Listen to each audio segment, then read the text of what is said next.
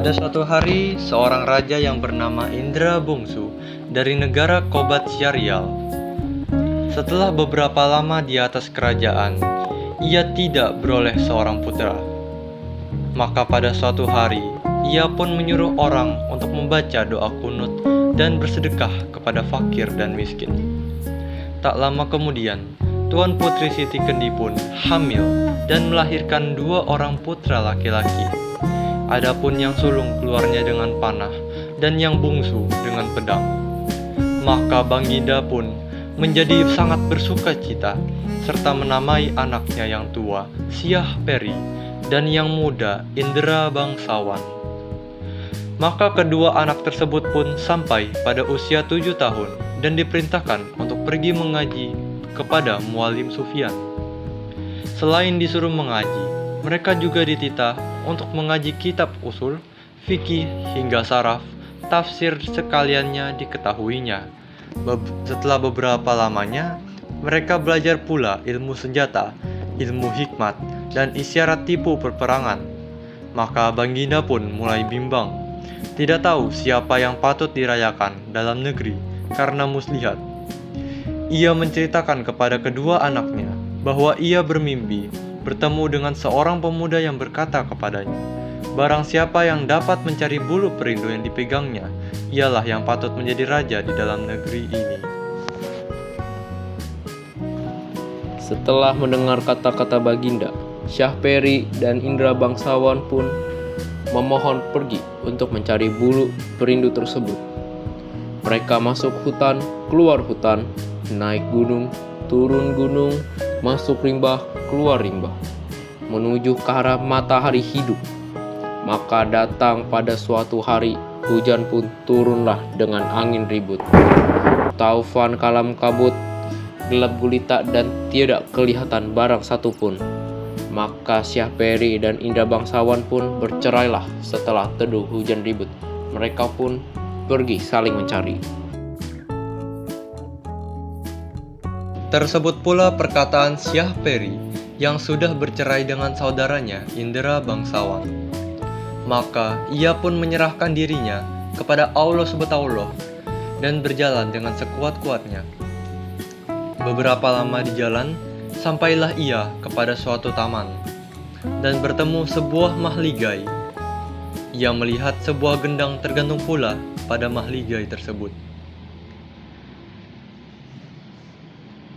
Bila itu pun terbuka dan dipukulnya, tiba-tiba ia terdengar orang yang melarangnya memukul gendang itu.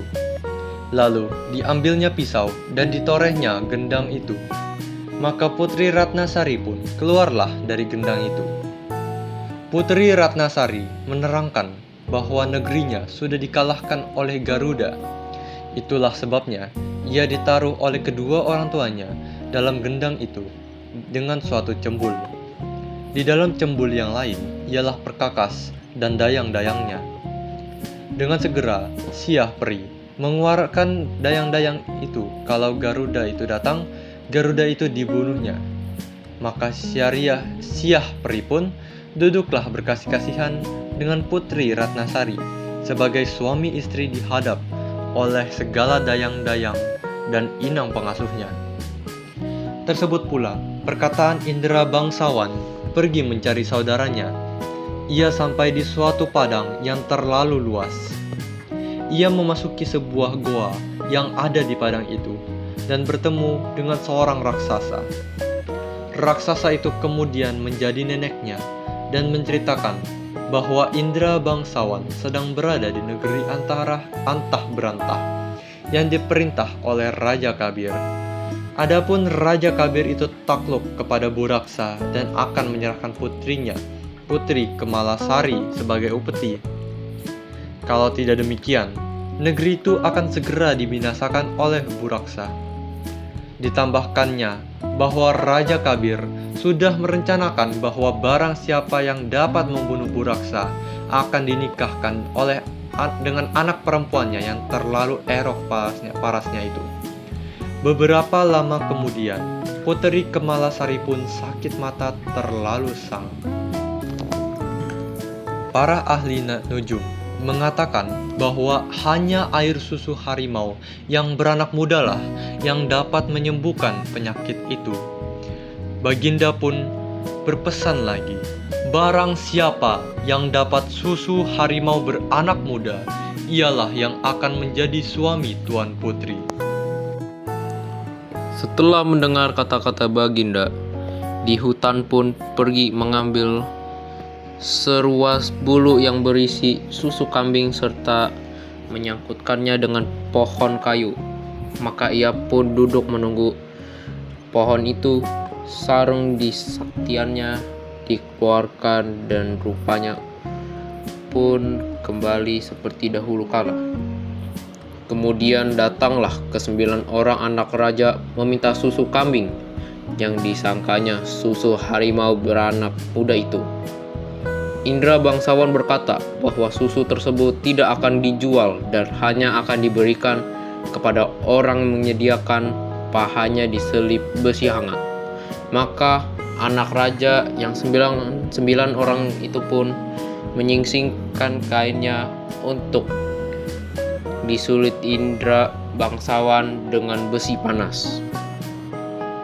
Dengan hati yang gembira, mereka mempersembahkan susu kepada raja. Tetapi tabib berkata bahwa susu tersebut bukanlah susu harimau, melainkan susu kambing. Sementara itu, Indra bangsawan sudah mendapat susu harimau dari raksasa dan menunjukkannya kepada raja. Tabib berkata, itulah susu harimau yang sebenarnya. Kemudian diperasnya susu harimau di mata Tuan Putri. Setelah genap 3 kali diperaskan oleh tabib, maka Tuan Putri pun sembuh. Adapun setelah Tuan Putri sembuh, Baginda tetap sedih. Baginda harus menyerahkan Tuan Putri kepada Buraksa, raksasa laki-laki, apabila ingin seluruh rakyat selamat dari amarahnya. Baginda sudah kehilangan daya upaya dan sampailah masa menyerahkan Buraksa.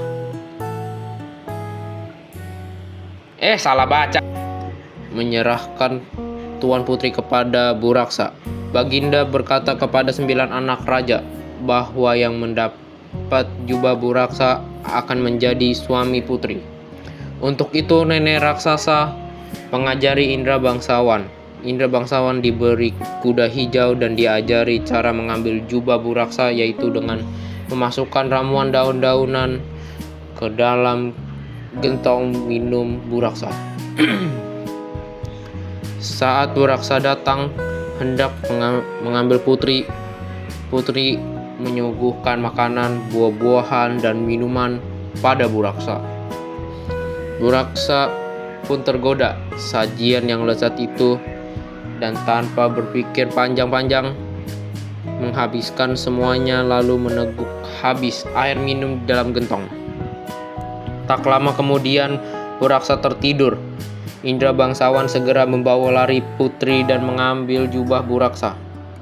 Harta Buraksa terbangun. Buraksa menjadi lumpuh akibat ramuan daun-daunan dalam air minumannya. Kemudian ke-9 anak raja pun datang. Melihat Buraksa tak berdaya, mereka mengambil selimut Buraksa dan segera menghadap raja. Mereka hendak mengatakan kepada raja bahwa selimut Buraksa sebagai jubah Buraksa. Sesampainya di istana, Indra bangsawan segera menyerahkan putri dan jubah Buraksa. Hatta raja mengumumkan hari pernikahan Indra bangsawan dan putrinya. Saat itu 9 anak raja datang mendengar pengumuman itu. Akhirnya mereka memilih untuk pergi. Mereka malu kalau sampai niat buruk ia berbohong diketahui oleh raja dan rakyatnya.